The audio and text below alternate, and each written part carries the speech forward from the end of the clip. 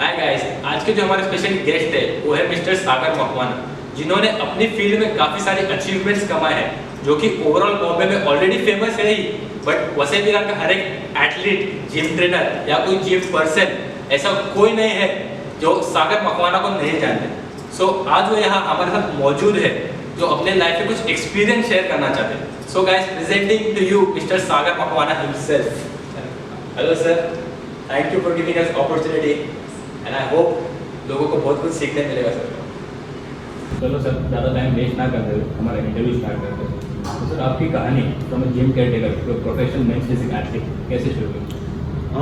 मैं बताना चाहूँगा कि मैं जो as a trainer, as a professional trainer और प्रोफेशनल एथलीट कैसे बना हूँ, क्योंकि काफ़ी लोग को मेरी जर्नी नहीं पता है। तो वो जर्नी मुझे एक्चुअली बतानी है ताकि उससे कुछ उनको चीज़ सीखने मिले कि मैं किस तरह अपने आप को ग्रो किया हो इस लाइन में।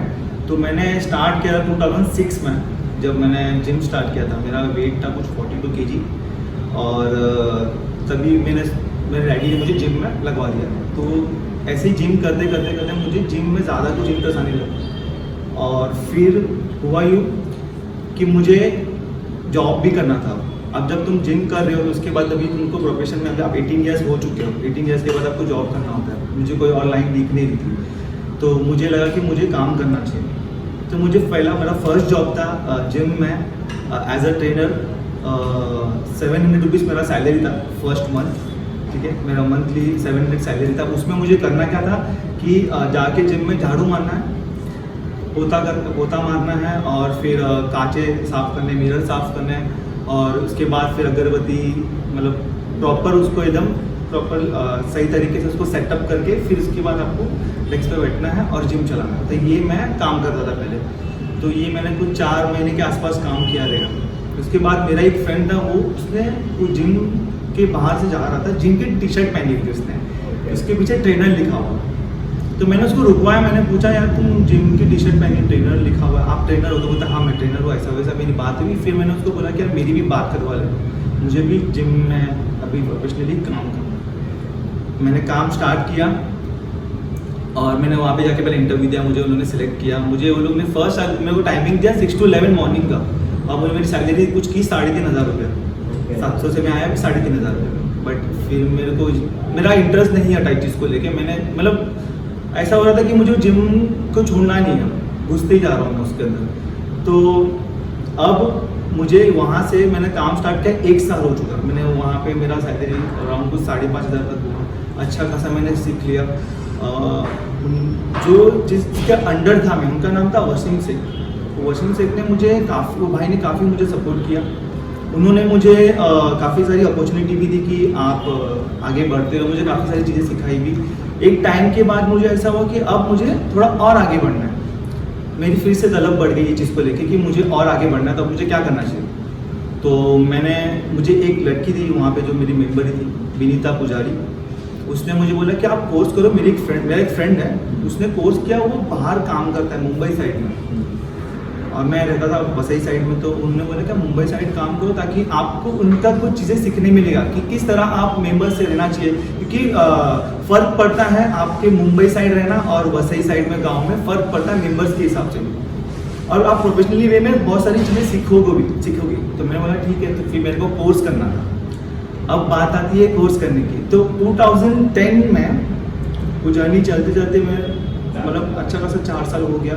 2010 में मुझे कोर्स करना था। 19,000 उसका कोर्स का ये था, फीस था। अब मुझे लाओ कहाँ से, मेरी सैलरी थी 6,000 रुपीज़ सैलरी थी तभी, ठीक है। अब मुझे कोर्स भी करना है। अब वो इंस्टॉलमेंट भी सिस्टम भी था, बट मुझे पहले चाहिए कि मैं पहले घर पे बात करूँ ताकि मुझे पैसे मिल जाए। इसमें मेरे डैडी मुझे सपोर्ट नहीं करते। मतलब मैं ठहरा गुजराती और हम लोग के इसमें नहीं अलाउ करते ना, मतलब वो उनकी गलती नहीं है, वो उनकी तरीके से चलते कि चलो आप लड़के मेरे कुछ और काम करें। ट्रेनर का उनको नहीं पता था, तो वो उनकी जगह सही थे। उन्होंने मुझे बोला ये चीज़ के लिए मैं तुझे हेल्प नहीं कर सकता, तुझे जो भी करना है। मैंने बहुत रिक्वेस्ट की, मेरे चाचा को भी लेके मैंने बोला डैडी से बात करो, समझाओ कि मुझे कोर्स करना है। तो उन्होंने मुझे अलाउड नहीं किया। बट मैं मेरी जिद पे था क्योंकि मैं ऑलरेडी घुस चुका उसके अंदर। तो मैंने जैसे जैसे करके फिर से मेरे सर से बात करी, जहाँ पे मैं जिम ट्रेनर था वसीम के पास। उन्होंने मुझे बोला सागर तू कोर्स कर, बट ये है कि मैं तुझे ज़्यादा पैसा नहीं दे पाऊँगा, क्योंकि ऑलरेडी बहुत सारी चीज़ें हैं मेरे पे, उनको वो सब देखना होता। तुम क्या करोगे, तुम मुझे उसमें ऑप्शन नहीं दे पाए हो।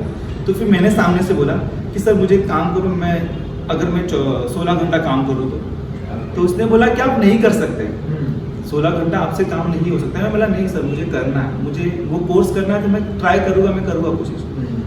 मैंने बाकायदा वो 16 आवर्स मेरी सैलरी उन्होंने की 12,500 रुपये। तो मुझे वो 12,500 मुझे कोर्स पूरा करना है, तो मैं 16 आवर्स करने रेडी। तो मैंने 16 आवर्स मैंने प्रॉपर 1 मंथ काम किया, 12,000 मुझे मिला। मैंने वहाँ पे जाके पहले मेरा एडमिशन करवा लिया कोर्स के लिए।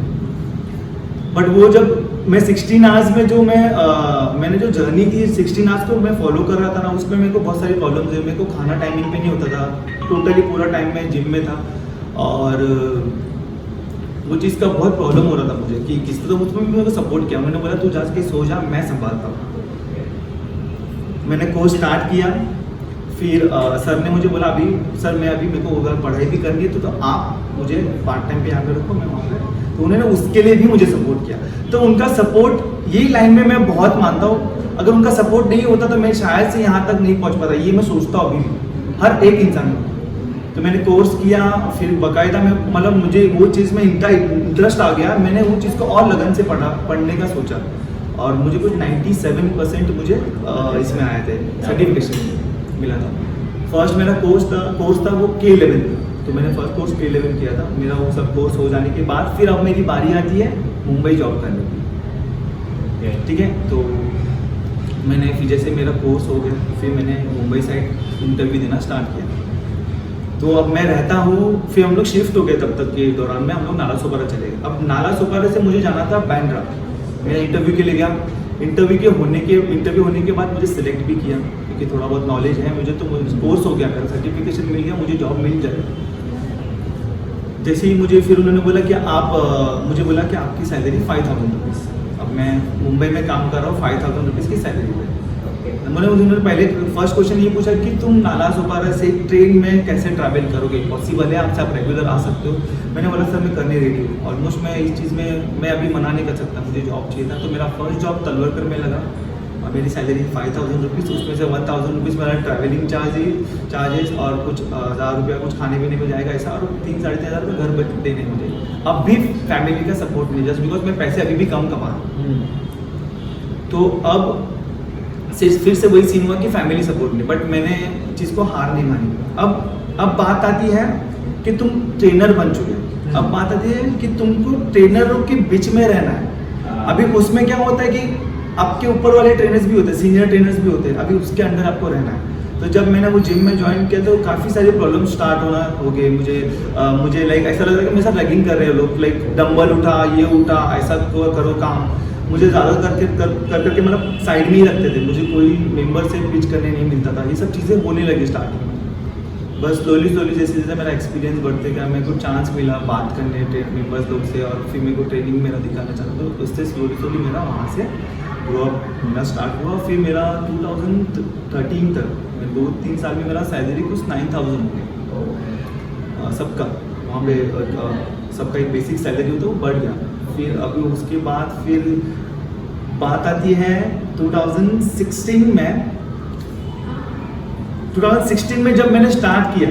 अब मेरा बात जर्नी अभी यहाँ से स्टार्ट होता है एथलीट का। अभी मैं ट्रेनर बन चुका, मेरी सैलरी 9,000 हुई, मुझे पीटीज भी मिले, तो मैं उसके ऊपर भी अर्न करना चालू कर रहा था। मैं उससे ज़्यादा पैसे कमा रहा था। बट डैडी का अभी भी सपोर्ट नहीं था, क्योंकि उनको वो लेवल पे देखना है मुझे, क्योंकि उनको ट्रेनर मतलब उनको लगता है कि इनकी लाइफ कुछ टाइम तक के लिए चलेगी और फिर बाद में खत्म हो जाएगी, ऐसा लगता था उनको। तो 2016 में एंडी नाम का, अनिरुद्ध नाम का एक बंदा है, वो ट्रेनर ही है मेरे साथ वाला। बट उसने मुझे बोला कि सागर तू तेरी फिजिक अच्छी है, थोड़ी बहुत दिखता भी अच्छा है, तो क्यों ना मैन फिजिक के लिए। और तभी 2013 में कुछ मैन फिजिक का जोन आ गया इंडिया में, मतलब क्रेज आ गया इंडिया में, तभी आना चालू हो गया। तो तभी उसने मुझे 2-3 की फोटोज दिखाया, बोलते थे ऐसा होता है मैन फिजिक, ये वो तो भी खेल शॉर्ट्स पहनने बनती है, उसमें शॉर्ट्स पहननी होती है। अब वो शॉर्ट्स पहनो और फिर उसके बाद करना था। मुझे उसने बोला कि बहुत फोर्स किया, बट मुझे इसके लिए प्रिपरेशन करना पड़ेगा, वो कॉम्पिटिशन खेलने के लिए। 2016 में थोड़ा बहुत मैं नॉर्मल मतलब कमा लेता था, मतलब बॉडी पे खर्चा कर सकूँ, वैसा सप्लीमेंट्स है ना। मैंने मैंने स्टार्ट किया। फर्स्ट मेरा कंपटीशन हुआ 2016 में जैन की 8 तारीख को, मुझे डेट भी याद है, जैन की 8 तारीख को 2016 में मैंने खेला जयराय क्लासिक। वो जयराय क्लासिक में थे कम से कम 500-600 लोग थे मेन फिजिक के अंदर, ऐसा कुछ तो था। तो मेरा टॉप 25 में भी नंबर नहीं आया, बट मैंने बाकायदा बहुत मेहनत करी थी। मुझे लगा कि मैं विनर हूँ, मैं खेल रहा हूँ विनर। मुझे नहीं पता था कि हार क्या चीज़ होती है। तब मुझे वो खेलने के बाद मैं टॉप 25 में भी नहीं आया, तो मुझे बहुत ये हुआ। बट मैं वही स्टेज पे, बैक स्टेज पे खड़े रह के कसम खाई अपने आप से कि मैं यही स्टेज पे एक बार गोल्ड मेडल मारूंगा, कैसे भी करके मुझे फर्स्ट प्लेस करना ही करना। फिर वो हो गया, तो फिर वहाँ से अब स्टार्ट, फिर वो आने का, फिर मेरी तैयारी फिर से चालू हो गई कि मुझे अब करना है, मेरे को हार नहीं माननी है। तो ये सब दौरान होते फिर कुछ टाइम के बाद मेरा जो कोच था, जिससे मेरा कम्युनिकेशन नहीं हो पा रहा था, मतलब मिल नहीं पाते एक दूसरे को। तो मुझे अभी कोच की बहुत ज़रूरत है, क्योंकि मैंने ठान तो लिया, मुझे वो पूरा करना है। वो 2017 में मुझे पूरा करना है, 2016 में खेला हूँ, 2017 में मुझे पूरा करना है, मतलब मेरे पास 1 साल है। तो मुझे बहुत सुनने में आता था मनीष अडविलकर सर, मतलब उनका सुनता था मैं सिर्फ कि बहुत बड़े ट्रेनर्स है, बहुत लोग को रेडी करते हैं। अब मुझे सच में ज़रूरत थी कोच की जो मुझे एक्चुअली संभाले, कि मुझे ट्रेन करे, मुझे संभाले, मुझे समझे मेरा प्रॉब्लम क्या है चीज़ का, मैं क्यों करना चाहता हूँ। तो अब मेरे को मुझसे नंबर मांगना किसी और से कि मुझे उससे मेरी बात कराओ, क्योंकि बहुत बड़े इंसान थे, बहुत बड़े इंसान है वो। तो मैं उनसे मिलना मतलब बहुत बड़ी बात। तो मैं नंबर भी नहीं मिलता था, मुझे कोई देने भी रेडी नहीं। इनसिक्योर फील भी करते, ये फील्ड में बहुत सारी चीज़ होती है कि शायद मैं ट्रेनर अच्छा ना बन जाऊँगा। तो नंबर नहीं मिले मुझे, कुछ नहीं हुआ। तो ये सब चलते गया, नंबर मांगो, बट नहीं, फिर मेरे दिमाग से थोड़ा निकल गया। फिर मेरा काम पे ध्यान था। उसके बाद ये हुआ कि सडनली मेरा कोई जॉब पे ज़्यादा प्रेशराइज हुआ, कुछ तो हम लोग का पर्सनल प्रॉब्लम हुआ वहाँ पे ट्रेनिंग को लेकर ना। तो मैंने वो जिम को छोड़ दी, अब मैंने फ्रीलांसिंग चालू कर दी। वहाँ के क्लाइंट्स को मैंने बाहर ट्रेनिंग देना स्टार्ट कर दिया, मतलब उनके साथ मैंने जिससे जिम में चालू। तो मुझे 15 ट्रेनर मिले। तब मेरा सैलरी था, जब मैं वो जिम में था ऑलरेडी तलवारकर में, तो मेरा सैलरी अराउंड आता था 20 to 25 तक आ जाता था। अब हुआ कि मैं फिर से आ गया, 3 क्लाइंट बाहर लेके निकला, तो मेरे को सैलरी हो गई कुछ, मतलब मेरे लोग से 4,000 रुपये लेता था एक पर्सन से, तो मेरे पास 3 थे, तो 12,000 मेरी सैलरी हो गई। फिर से मैं कम हो गया, बट मैंने हार नहीं मानी। बट मेरे दिमाग में यही था कि मुझे 2017 में अब कंपटीशन करना है, मुझे उसके लिए और काम करना पड़ेगा, ताकि मैं और पैसे जमा करूँ और मेरी बॉडी पे खर्चा करूँ, ताकि मुझे वो प्लेस मिले। बट मैंने फ्रीलांसिंग बंद नहीं की, मैंने फ्रीलांसिंग चालू की। फिर मैंने जॉब फिर से दूसरा ढूंढा अंधेरी में। अभी उधर का टाइमिंग ये था कि मॉर्निंग में 6 to 2:30 मॉर्निंग का, ठीक है। तो मेरे को नाला सोपारा से अंधेरी जाने के लिए मुझे मॉर्निंग में उठना पड़ता था कुछ 3 o'clock मॉर्निंग में, और 4:41 की मैं गाड़ी पकड़ता था, और मैं बराबर डॉट 6 o'clock को मेरा बायोमेट्रिक हो जाता था, वहाँ पे मैं इन करता था। इन होने के बाद फिर मेरा सब ट्रेनिंग में नहीं होने के बाद, मतलब सब मेरा काम करने के बाद 2:30 के बाद मैं वर्कआउट करता था। वर्कआउट होने के बाद फिर मैं वहाँ से निकलता था, जाता था बैंड्रा।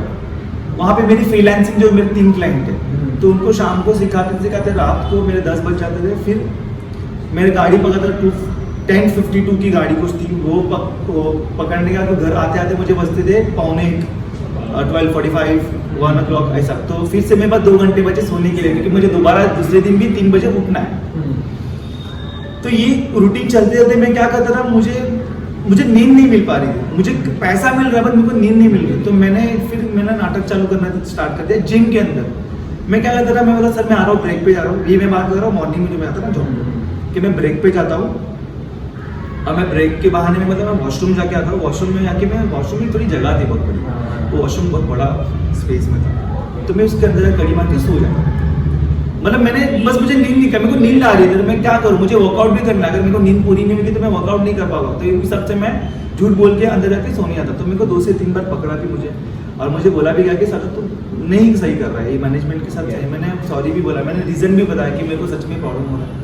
तो उसने बोला सागर एक काम कर, तुम मत करो काम नहीं करो, आपसे नहीं हो रहा है, बेटर है कि आप नहीं करो। उन्होंने मुझे अच्छा ही समझाया।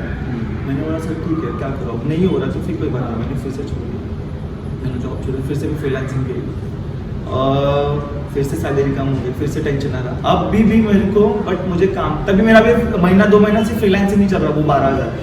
तभी मैंने ट्राई करना स्टार्ट किया, मुझे नंबर मिल गया था वही जिम से, जो जिम मैंने छोड़ा ना लास्ट, जैसे मुझे मनीष सर का मुझे नंबर मिल गया। मैं बकायदा दो महीना तक ट्राई किया मैंने कि मैंने कॉल करते गया मैसेज पर, वो कभी रिप्लाई नहीं देते, बिकॉज अननोन पर्सन हूँ मैं, कैसे रिप्लाई देंगे मुझे, कौन है ये।